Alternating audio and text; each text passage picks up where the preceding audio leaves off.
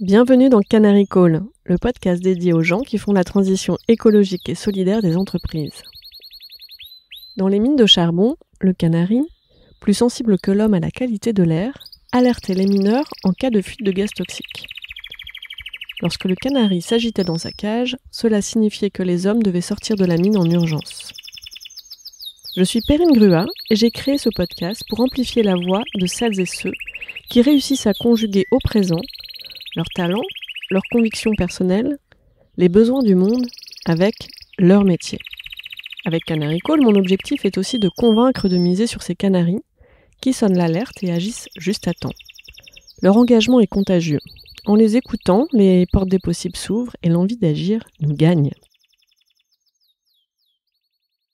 Bonjour Suzanne, bonjour Marie, bonjour Séverine. Bonjour Perrine. Bonjour. Bonjour Perrine. Alors du 15 au 17 mars 2023 a eu lieu la 3e édition du Hackathon for a New Business Soul.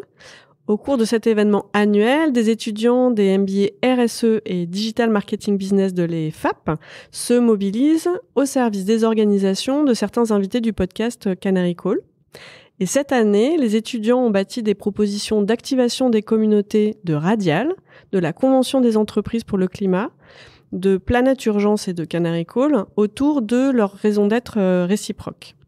Cet épisode est dédié à l'équipe gagnante de ce hackathon et il s'agit de celle qui a travaillé avec Radial. Et donc aujourd'hui, nous nous retrouvons au sein des bureaux de Radial pour célébrer cette victoire. Est-ce que vous pouvez rapidement vous présenter? Suzanne, pour commencer. Oui, alors je suis étudiante au sein du MBA RSE de l'EFAP, École de communication à Paris. Et donc tu es membre de l'équipe gagnante. Vous étiez combien? Nous étions 6, issus de différents MBA participant au hackathon. Sur différentes villes, tous en visio, et c'est la première fois que vous travaillez ensemble sur un sujet. Exactement. Donc, bravo, félicitations. Séverine, est-ce que tu peux te présenter, s'il te plaît? Oui, bien sûr. Donc moi, je suis Séverine Launay, je suis la DRH de Radial depuis 18 mois. Voilà. Merci pour l'accueil.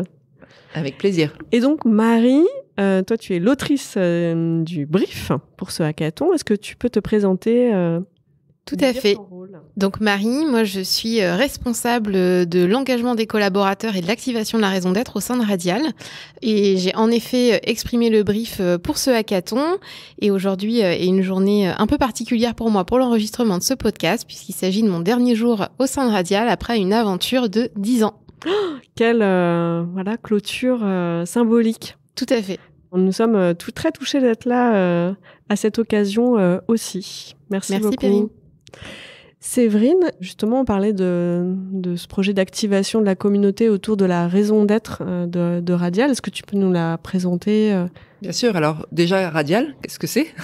Oui. Voilà, donc Radial est une ETI familiale qui a 70 ans cette année, qui a été créée par la famille Gattaz, deux frères qui ont eu l'idée de se lancer dans les solutions de connexion, connecteurs pour diverses industries, les télécoms, l'aéronautique, le spatial, la défense, le transport, les tests et mesures et le médical. Voilà, donc une belle entreprise qui a un impact mondial aujourd'hui et pour lequel nous avons réfléchi grâce à tout un processus bottom-up, comme on dit, collaboratif, initié en 2015 sous l'impulsion de Marie autour de quelles sont les valeurs du groupe, la mission, et on est arrivé à définir notre raison d'être qui sont de créer les connexions qui comptent.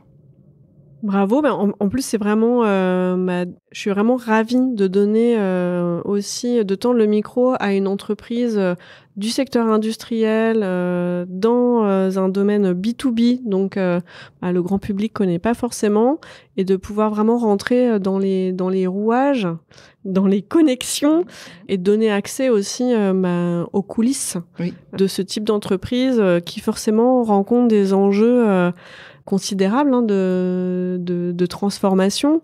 Marie, toi, tu as rédigé ce brief justement pour les étudiants.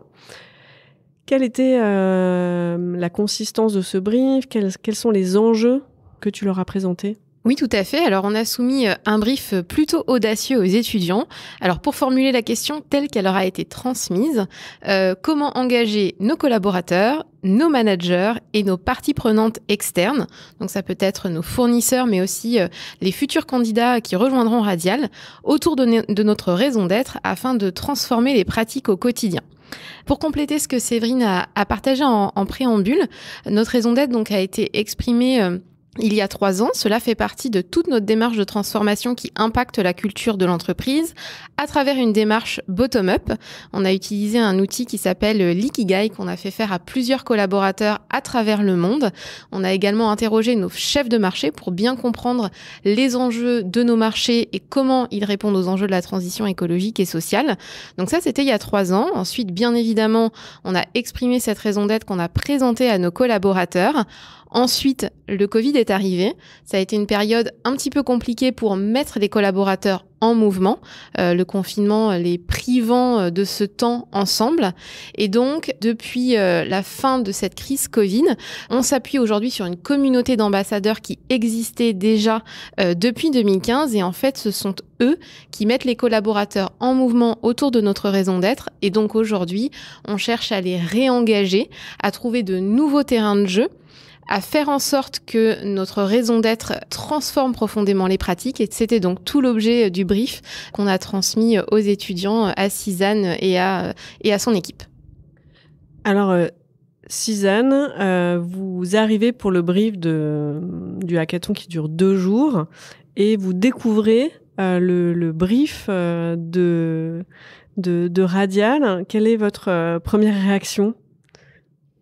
Je crois que d'abord, on a vraiment essayé de s'imprégner de l'ensemble des ressources qui nous avaient été transmises, des informations sur l'entreprise et de bien comprendre en fait où en était l'entreprise, ce qui avait été fait, la problématique du moment. Et ça nous a paru très dense dans un premier temps, mais on a bien pris le temps en fait de se dire qu'il fallait d'abord se poser, bien comprendre et s'imprégner de ce brief qui était effectivement très bien formulé et derrière lequel on sentait qu'il y avait énormément de choses en fait à creuser et à aller découvrir. Oui, parce que c'est un peu comme dans la vraie vie, hein, quand une agence fait du bon boulot, c'est parce que il y avait aussi un brief de qualité et qu'on est vraiment dans une dynamique de collaboration. Et quel a été finalement le cœur de votre réponse ? Qu'est-ce que vous avez proposé à Radial qui fait d'ailleurs félicitations encore à toute l'équipe que vous avez gagné ? Alors nous, en fait, pour arriver au cœur de la réponse qu'on a proposée, on est surtout parti de la réflexion que il fallait connecter les collaborateurs entre eux, mais d'abord qu'ils se connectent à eux-mêmes et à cette raison d'être. Et cette réflexion nous a en fait amené à avoir l'idée de donner un reflet à cette raison d'être et de donc la personnifier pour qu'en fait chaque collaborateur puisse se la représenter et la ressentir en fait au plus profond de lui-même pour qu'ensuite puisse se rejoindre la connexion individuelle à la connexion collective de l'entreprise autour de la raison d'être. Sur quoi vous êtes appuyé pour aller chercher cette idée de se dire il faut commencer par se connecter à soi-même pour pouvoir se connecter au collectif ? Sur les termes mêmes de la raison d'être de Radial, qui est donc de créer des connexions qui comptent. C'était vraiment le terme connexion et puis finalement le cœur d'activité de Radial. Mais c'est sur l'idée générale que pour aller vers un objectif, que ce soit celui de la transformation en l'occurrence, c'est de créer un lien entre les personnes. Mais avant de pouvoir le créer entre les personnes, il faut déjà être connecté à sa propre identité, ses valeurs et ses propres objectifs. Et quels étaient les différents ingrédients de votre proposition ? Parce qu'il y avait énormément de facettes, hein, à la fois tête, cœur et corps, avec du contenu, la connexion individuelle et puis de la mise en action. Quelles étaient les grandes briques de votre proposition ? C'était en fait de pouvoir faire en sorte que chaque collaborateur puisse s'approprier la raison d'être à son niveau en fonction du type d'activité ou de métier qu'il réalise. Et donc on a proposé en fait une personnification de la raison d'être qui puisse être déployée sous différentes formes. Avec Iki. Avec Iki. Le reflet de la raison d'être. Oui, tout à fait. Donc alors, qui est Iki ? Donc Iki, on a imaginé en fait un personnage non genré, dont le nom effectivement est issu de la notion d'ikigai. Qui a été déployé chez Radial. Voilà, exactement. Qui a contribué à la définition de la raison d'être chez Radial. Et on l'a imaginé en fait avec 4 membres qui représenteraient les 4 piliers, les 4 thématiques autour desquelles s'articule la raison d'être de Radial. Donc l'innovation, le talent, l'environnement, la communauté. Et chaque membre de cette personnification en fait invite au passage à l'action des collaborateurs. Merci. Séverine, qu'est-ce que vous avez envie de retenir de la proposition qui vous a été présentée en détail juste avant Alors j'ai été bluffée déjà par ce qu'en 48 heures cette équipe d'étudiantes a pu faire, parce qu'il y avait que des femmes, mais c'était un rendu incroyable.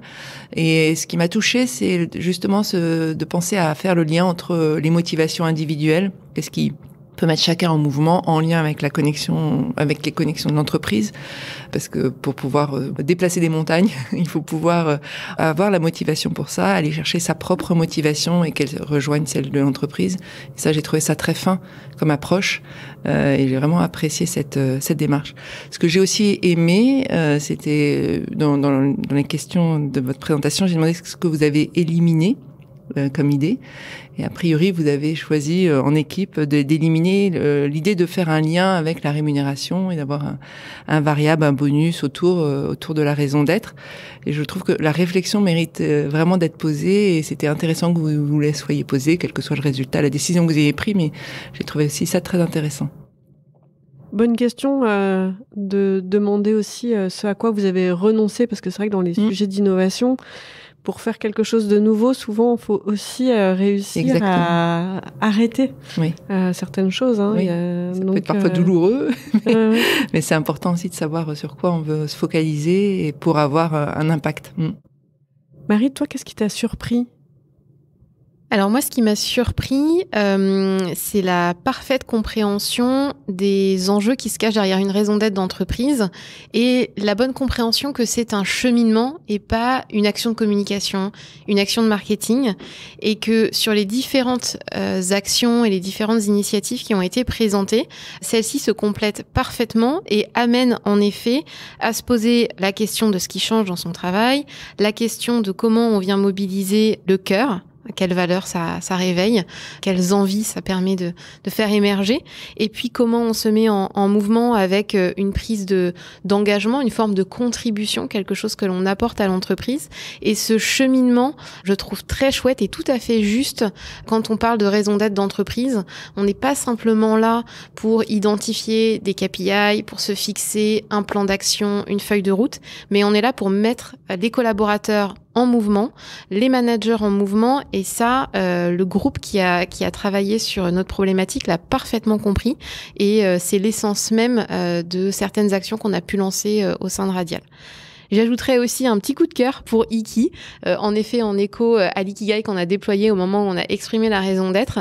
Je trouve que c'est une très bonne idée que de personnifier cette raison d'être, ça la rend... Iki est très attachant, vous n'avez pas la possibilité de le voir, mais il a l'air très sympa, on a envie de faire ce chemin avec lui, et ça répond pleinement aussi, je trouve, à la vie d'un industriel dans une usine où les gens sont très proches les uns des autres, aiment passer des moments chaleureux ensemble, et Iki est le parfait reflet de cette proximité et de cet état d'esprit.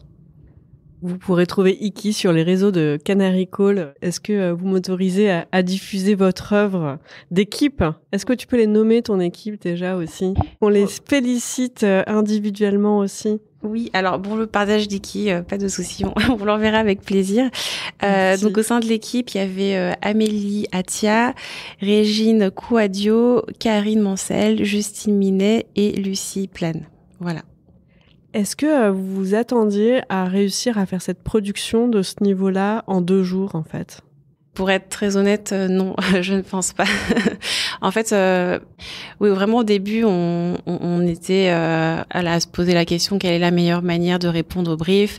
Une journée de page blanche. Voilà, une journée de page blanche. Une journée sur les deux où il n'y a rien qui vient. C'est ça, ou alors il y a diverses idées par-ci par-là, mais enfin rien qui se dégage vraiment. Et ensuite, après un nouvel échange avec Marie, on a eu un peu ce déblocage et puis cette idée de d'Iki qui nous est apparue, et à partir de là, les idées ont fusé. Mais je trouve ça très intéressant en termes de reflet de ce qu'est une transformation. J'imagine aussi que parfois vous êtes face en entreprise chez Radial à la page blanche en disant oh là là, on doit faire ça. On a peu de temps, on est tous en retard sur les sujets de transition, ça fait partie. Et qu'est-ce qu'on va faire ? Et il y a un moment, il n'y a pas le choix, il faut passer à l'action. Et on y va. Et il y a quelque chose de magique qui se passe aussi grâce à l'énergie collective, à l'urgence. Donc, tout à fait. Effectivement, je pense que ça peut être le reflet de ce qui peut se passer en entreprise, parce qu'au début, il y a eu ce temps de un peu de lenteur, de réflexion. Peut-être certaines personnes étaient à l'initiative de l'axe de stratégie, mais ensuite quand il y a le partage, un peu des idées, puis de la direction vers laquelle on souhaite aller, on a vraiment senti là au sein de l'équipe une sorte d'un coup, un dynamisme qui s'est mis en place collectif, et c'est vrai que c'était assez satisfaisant comme sentiment, que en fait ça y est, on se mettait en mouvement vers la direction qu'on avait identifiée. Oui, parce que je trouve ça, moi je prends ma casquette la plus coach, je trouve ça assez modélisant. Vous avez passé chacun du temps individuellement à essayer de bien comprendre. Ensuite, vous avez vérifié, vous avez pris le temps que vous aviez compris la même chose et regardé un peu les différences. Ensuite, vous êtes revenu poser des questions. C'est pas toutes les équipes qui ont fait ça, de poser des questions. Donc, vous avez préparé les questions et hop, vous êtes passé à l'action. Je trouve ça assez modélisant de prendre le temps de se poser les questions, en fait, de vérifier à quelle réponse on va... Qui n'est pas du temps perdu. Et ouais. Comment ça résonne, ça, pour toi, Séverine ? Oui, j'appréciais ce que tu nous as raconté sur la difficulté, entre guillemets, un petit peu la peur d'avoir passé déjà 24 heures, parce que c'est quand même une compétition, d'avoir passé 24 heures sans produire. Et c'est vrai, ce luxe de prendre le temps de ne pas produire, on l'oublie parfois parce que c'était pas un luxe dans le sens où derrière vous avez délivré le meilleur puisque vous avez été choisi comme les meilleurs. Donc ça veut vraiment dire que on doit prendre ce risque finalement de prendre le temps qui est nécessaire et que ce temps il sera gagné après pour la suite en termes de rapidité quand même, parce qu'au final vous avez délivré dans les 48 heures imparties et en qualité certainement. Toi, Marie, qui est au pilotage des enjeux de transformation au sens support, parce qu'on ne peut jamais mener toute seule une transformation, mais au sens support, accélération d'une transformation interne, quand tout le monde veut aller vite, d'avoir la casquette de celui qui doit de celle qui doit faire ralentir. Comment t'as réussi toi à faire ça ? Comment tu t'y prends pour faire ralentir et prendre le temps comme ça ? Alors c'est une très bonne question, ce qui n'est pas évident pour moi parce que j'ai moi-même tendance à aller beaucoup trop vite. Donc c'est un exercice que je m'applique à moi-même.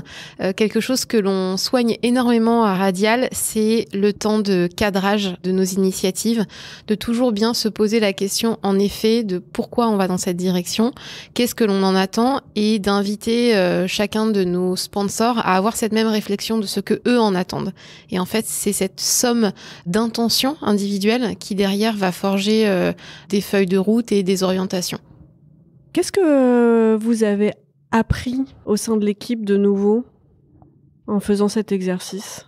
Je pense que vraiment ce qu'on a retenu de cet exercice et de cette expérience, c'est que le plus important, c'est de bien comprendre en fait les enjeux de l'entreprise, ses attentes et ses contraintes en fait, parce qu'il y a eu tout un tas d'idées qui peuvent nous venir en tête.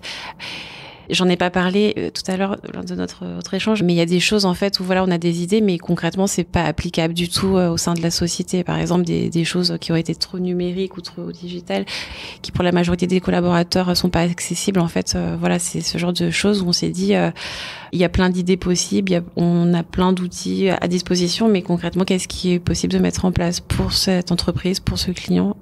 Je pense que c'est ça. On repart avec cette analyse suite à l'exercice. Finalement, souvent dans un plan de transformation, il y a différentes briques à différents niveaux, avec une dimension là plutôt parfois top-down aussi. À un moment, il y a une directive qui est posée, des dynamiques d'innovation avec plus une logique de brainstorming, des dynamiques de protection des jeunes pousses, des jeunes idées qui doivent être mises à l'écart pour avoir le temps de grandir, des dimensions plus formation aussi, comment est-ce qu'on équipe sur les enjeux climatiques, sur les enjeux écologiques, sur les enjeux de biodiversité, sur les enjeux d'inclusion, de diversité, les collaboratrices et les collaborateurs pour bien comprendre. Il y a différentes facettes. Et vous, de manière un peu intuitive, vous en avez mis beaucoup de ces facettes. Je pense sans guide théorique de départ. Comment vous les avez trouvées? Parce que toi, tu as déjà eu une vie en tant que juriste dans le secteur pharmaceutique et tu es en reconversion à travers un MBA RSE. D'autres personnes étaient vraiment sur des fonctions, sur une formation digitale et sont en formation initiale, donc n'ont pas forcément de vécu encore en entreprise. Comment est-ce que vous êtes arrivé à ça, en fait? À quoi vous êtes connecté, pour garder le mot? Je pense qu'on est parti en fait d'essayer de comprendre comment mettre en mouvement les collaborateurs. Mais au-delà d'un collaborateur, c'est tout être humain de manière générale. Qu'est-ce qui motive une personne à se mettre en mouvement, à agir? Et c'est comme ça qu'on a axé en fait la majorité de nos solutions autour des leviers de la compréhension, de l'implication et de la valorisation. Et à partir du moment où on a identifié ces leviers, c'est là où on a réfléchi à des idées d'action qui pouvaient correspondre un peu à ces différents leviers. Et là, la diversité de nos parcours ont permis de venir alimenter chacun des aspects, que ce soit au niveau de la sensibilisation, de l'implication et de la valorisation. Quel type d'opération, d'événements, d'activités on pouvait mettre en place. Ça s'est un peu articulé spontanément et collectivement en fonction de nos sensibilités respectives. Vous êtes connecté simplement à votre besoin d'humain, vous, pour vous être en mouvement, finalement, de quoi vous auriez besoin. Voilà, exactement, tout à fait. Et on essaie aussi de se mettre un peu à la place des collaborateurs de Radial, en fonction de leur quotidien et de leur activité. Qu'est-ce qui pourrait apparaître quelque chose comme ludique ou même... leur apprendre en fait des choses qu'ils ont peut-être pas le temps de découvrir dans l'aspect plus personnel, donc un peu essayer d'allier ça nourrissant tout ça. Ouais, exactement. Qu'est-ce que ça vous inspire chez Radial, Séverine? Qu'est-ce que ça te fait voir différemment? Alors ça rejoint vraiment une conviction forte pour moi, qui est que chacun a des talents plus ou moins cachés, plus ou moins enfouis, et que c'est plus ou moins conscient. Exactement. Et que c'est vraiment, pour moi, la beauté du travail RH et le cadre de l'entreprise est aussi un beau cadre pour ça, qui est de donner le terrain de jeu, de donner l'environnement propice à ce que chacun puisse développer ses talents et les exprimer. Et effectivement, c'est là où la démarche que vous avez choisie, elle rejoint complètement cette conviction, puisque c'est en partant du moteur individuel qu'on fait bouger l'entreprise, et l'entreprise, c'est un collectif qui est riche de tous ces individus. Et typiquement, face aux enjeux climatiques qui peuvent complètement décourager à la base, on se dit on va droit dans le mur et on voit pas comment ce qui va empêcher qu'on se le prenne. Je le vois plutôt comme une opportunité finalement que les talents se fleurissent encore plus, parce que de toutes les façons, personne n'a la solution. Il n'y a pas un être humain qui a toutes les solutions. On a vraiment besoin que chacun exprime ses solutions, et on a besoin de toute cette diversité pour arriver à quelque chose qui tienne la route. Et d'où vraiment tout l'intérêt de votre démarche par rapport à aller chercher le moteur individuel par rapport à ces enjeux forts. Quelle est la prochaine action qui va être mise en œuvre chez Radial? Alors Marie, je sais que c'est mon dernier jour, mais je te fais confiance pour avoir... Elle m'a donné une to-do pas mal, oui. pour avoir laissé... un testament, avec une longue liste de belles idées magnifiques à mettre en œuvre. Et donc son ou sa successeur aura une belle mission avec plein de bonnes idées déjà inscrites.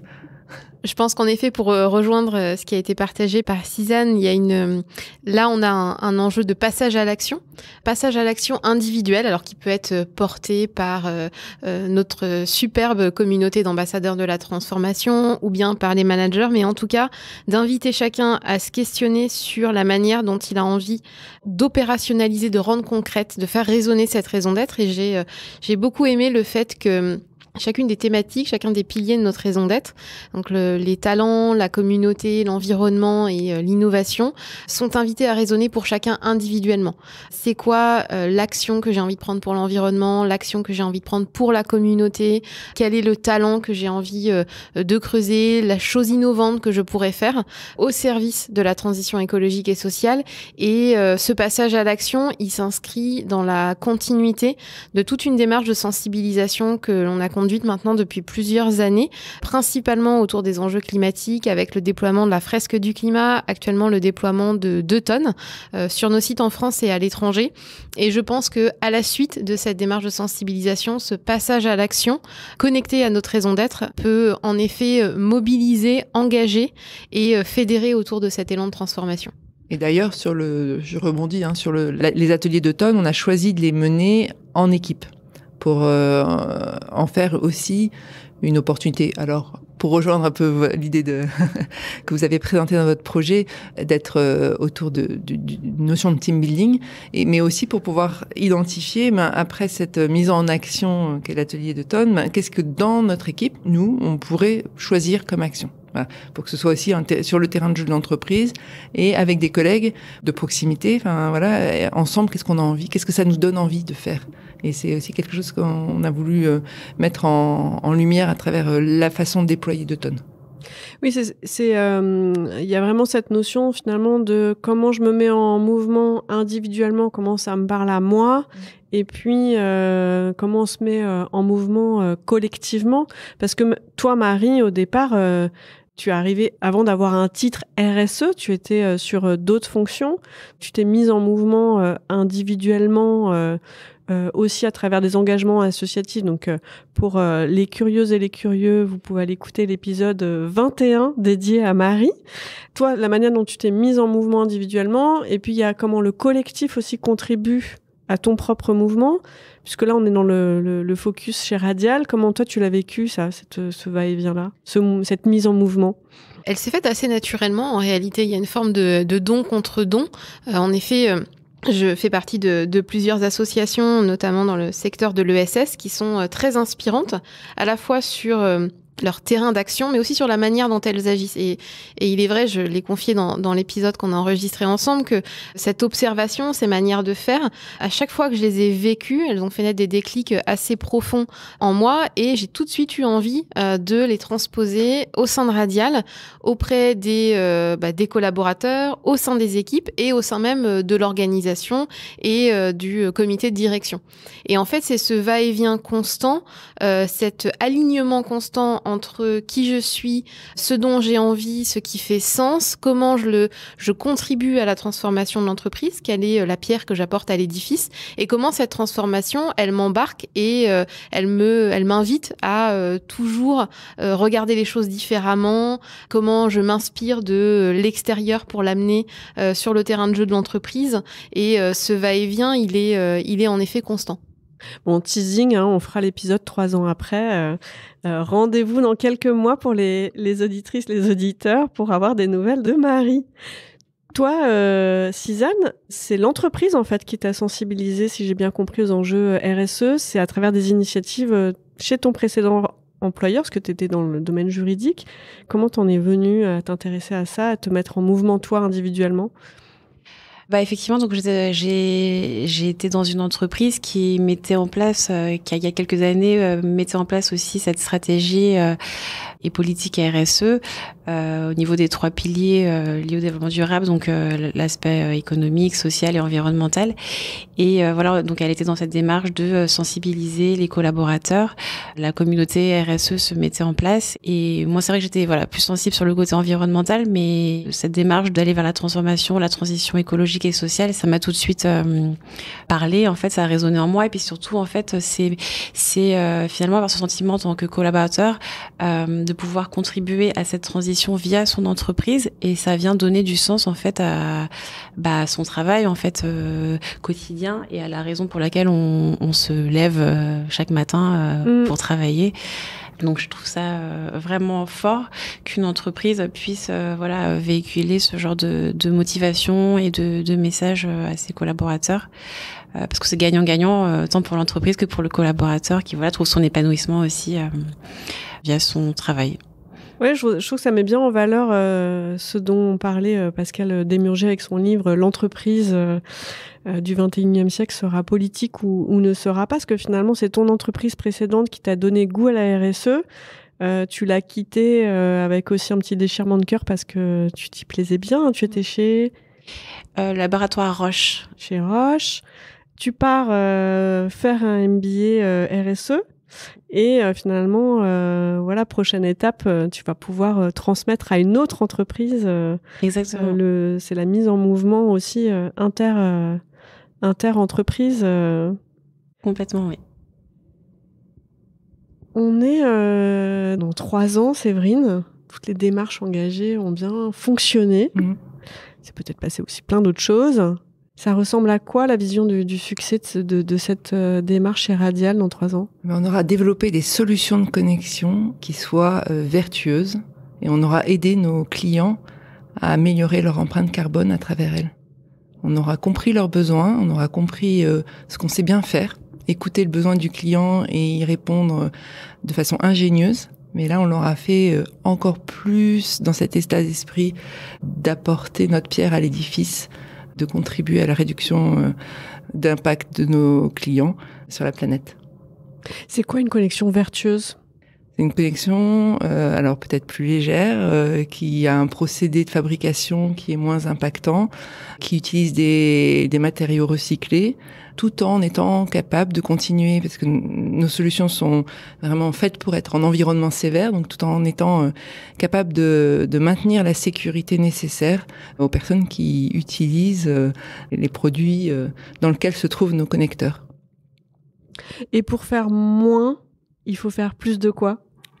D'innovation. Ouais. Sortir du cadre, ne pas avoir peur de se tromper, essayer, se dire que ce qu'on s'est dit en tout début, prendre le temps de réfléchir, ça peut faire peur. Prendre le temps de ne rien faire, ça peut aussi inquiéter, notamment dans le business où il faut être agile et réagir vite. Mais pouvoir se dire que ça vaut le coup de prendre un peu plus de temps pour pouvoir être plus performant en termes d'impact. Merci. À titre individuel, cette initiative, cette démarche, ça vous donne envie de faire quoi de nouveau ? Moi, ça me donne envie de faire 2 choses. La première, c'est de continuer à accueillir des jeunes comme Suzanne dans les entreprises qui sont en transformation, parce qu'elles en ont profondément besoin de personnes qui soient engagés, qui ont envie d'agir et qui ont compris que l'entreprise était un terrain de jeu formidable pour y exprimer ses convictions et contribuer à un nouveau monde, à un nouveau récit pour ces entreprises. De mon expérience à Radial, je perçois les ETI, notamment industriels, comme étant un formidable terrain de jeu. Et ma deuxième envie, ma deuxième idée, c'est de refaire. Alors du coup, ce sera vraisemblablement pas moi, mais des hackathons au sein de Radial, parce que ce format qu'on a découvert il y a quelques années maintenant, c'était en 2016 et 2017 qu'on a fait nos hackathons à Radial. Ils ont été porteurs d'une super valeur ajoutée, d'un super élan. Donc merci Suzanne de m'avoir permis de revivre ça, cette création contrainte en 48 heures qui fait naître des idées géniales, et donc de s'appuyer sur ces formats d'innovation justement pour enclencher des transformations, trouver des nouvelles idées et pouvoir démarrer des nouveaux projets.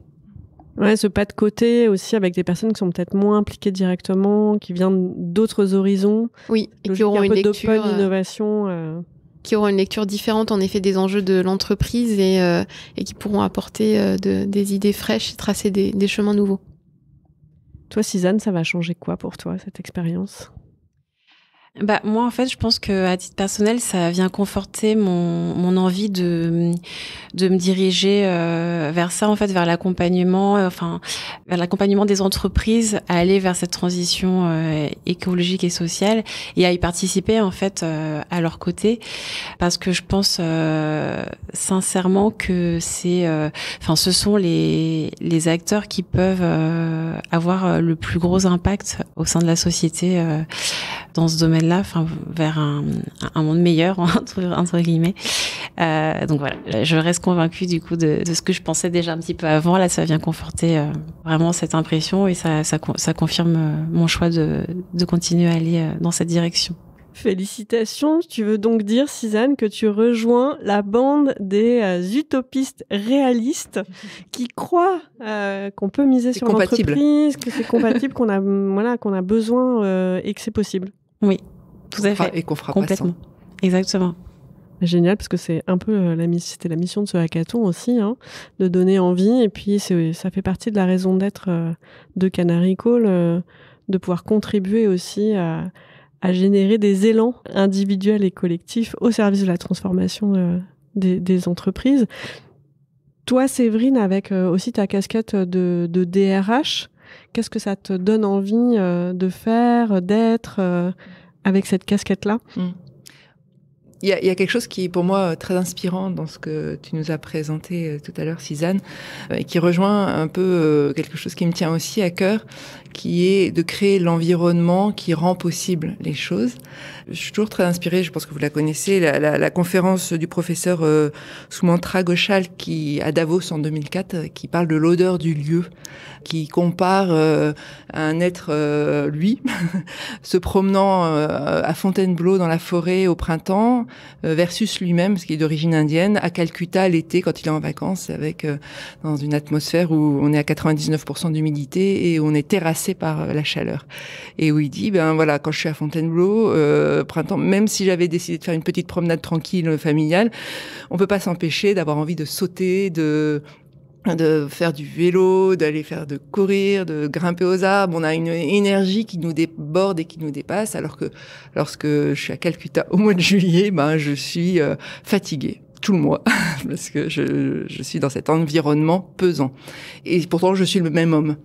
Et moi, j'ai trouvé ça aussi intéressant de se dire comment on va créer le Fontainebleau de Radial à travers cette démarche de raison d'être. C'est quelque chose qui, pour moi, est important parce qu'on va pouvoir, je sais qu'on aura cette capacité, si on crée cet environnement propice, on aura cette capacité à libérer des énergies inestimables pour nous aider avec Radial, avec l'industrie, adresser ces enjeux si importants et si complexes et sur lesquels on n'a pas le début de toutes les réponses, clairement.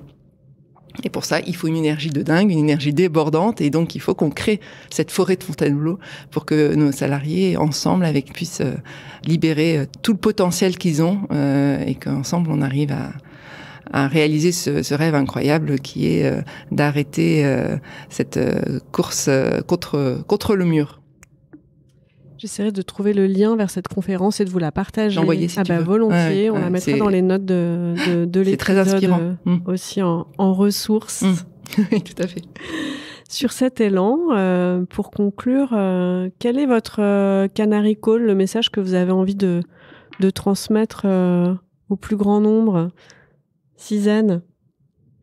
Moi, j'ai envie de dire que c'est, je sais pas s'il y a un ou plusieurs messages, mais en tout cas, toujours axé autour du lien.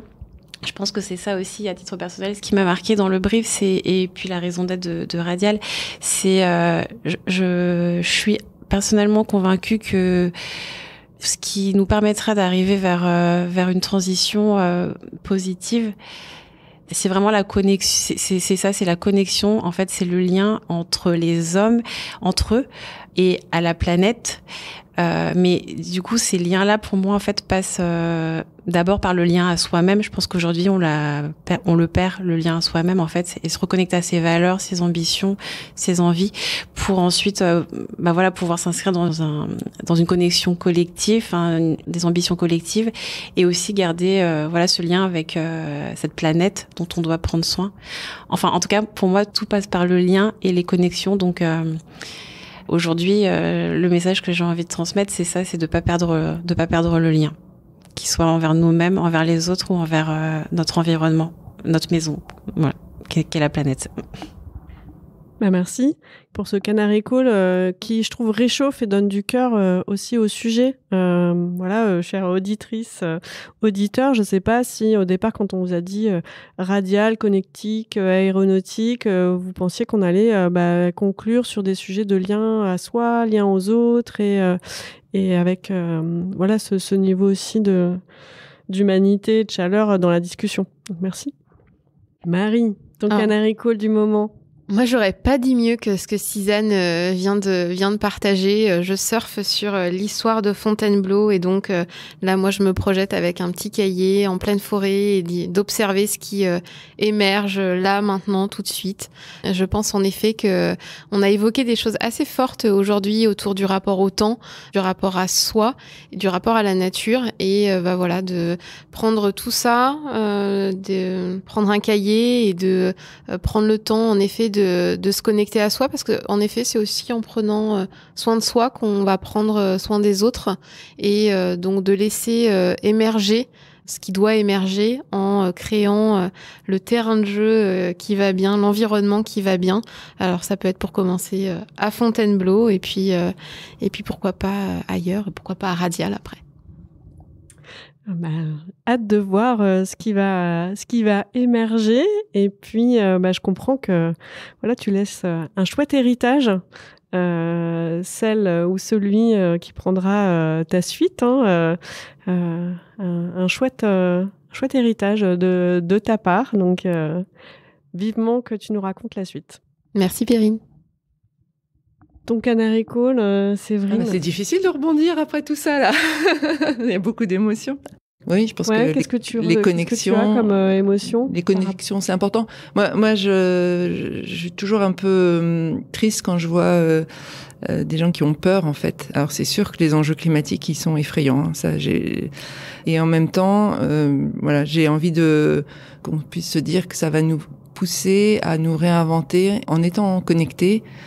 Tout ce qu'on a pu évoquer, je le vois quand même comme une opportunité malgré tout, une invitation à se dépasser et ensemble à trouver des solutions, encore une fois, qui sont introuvables seules, le problème étant trop complexe. Voilà. Donc mon Canary Call, c'est n'ayons pas peur. Même pas peur, on y va. Merci beaucoup pour votre témoignage authentique et votre élan à y croire et à contribuer. Merci beaucoup. Merci pour cet échange. Merci beaucoup pour ton écoute, Perrine. Merci, Perrine. Merci, Perrine. Merci pour votre écoute. Pour être tenu informé de la diffusion des nouveaux épisodes, je vous invite à vous abonner au podcast sur la plateforme de votre choix et à suivre les comptes de Canary Call sur les réseaux LinkedIn, Twitter, Instagram, YouTube et Facebook. Pour amplifier la voix de mes invités, n'hésitez pas à commenter, partager ou même offrir vos étoiles.